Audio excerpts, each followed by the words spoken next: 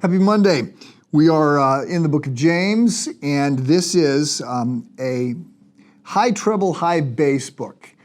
A few weeks ago, I mentioned I was in Austin, Texas, visiting a friend and visiting my uncle, and that I went to Community First, this homeless city.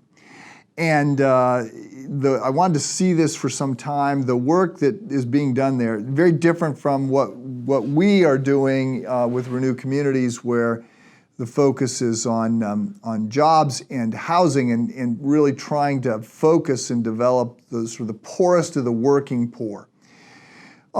Community First is focusing on those that have been chronically homeless, so homeless 10 years or more, and there's no sense that they're going to mainstream in community.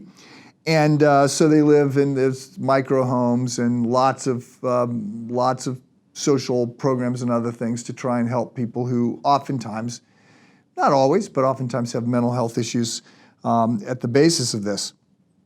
But the community, meeting the director, he was using this term, high treble, high bass. So lots of affirmation, lots of grace, lots of encouragement, and lots of law, lots of harsh truth.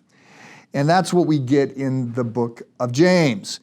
So at this point, we're in chapter 2, and we've looked at trials and judgment and grace. And last week, we were looking at money.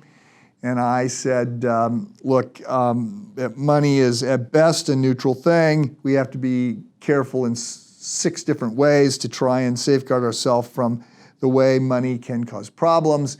And James was particularly frustrated with the people he was writing to because they were not only ignoring those that were poor, but they were coddling up to those who had money and were causing problems for those who were poor. So you think, I should say, as you go deeper into James, it can appear as though one of the reasons that James is mad is because of the way money is undermining some of the glory and the majesty of Jesus. So, James 2:1, my brothers and sisters, believers in our glorious Lord Jesus Christ, must not show favoritism. So there's different ways that we can translate this, and I am sympathetic with those who suggest that we maybe have lost, the various translations have lost a little bit of the punch that James was after.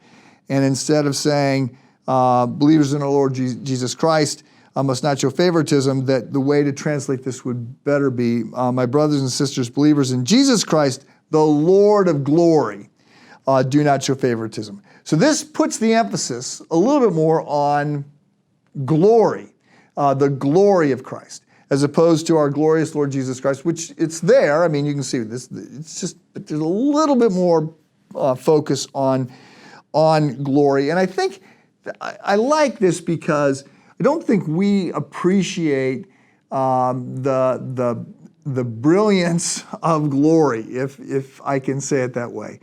The importance that we see that is given, especially in the Old Testament, to the Shekinah glory of God. You know, all the ways that in the book of Revelation, we've got this idea that the glory of Christ fills heaven and there's no sun or lights because the brilliance of Jesus lights up everything. In the Old Testament, you've got the Shekinah glory of God that people couldn't look at, you know, the reflection off of Moses' face, having seen the backside of God moving away as such that he has to wear a veil. So I think that maybe what's going on here is that James is wanting us to see that the glory of God puts money in its place. And we should not be impressed with money or people with money. What is money? Even Bezos level riches, what is money compared to the glory of God? Who wants money when you can have Jesus? Think about that today and have a good day.